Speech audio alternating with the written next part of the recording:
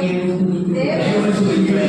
ఆయన బలమును ప్రసిద్ధి చేయు. ఆకాశ విశాలమందు ఆయన స్తుతించుడి. ఆయన పరాక్రమ కార్యాలను బట్టి ఆయన ఆయన మహాప్రభావం బట్టి ఆయన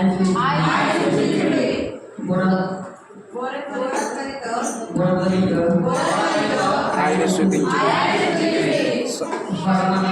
స్వరమంతో దాతను ఆయన స్తుతించుడి. బురదలో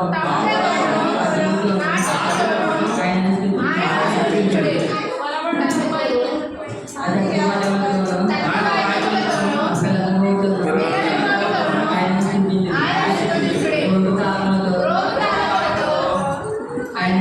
ఆయన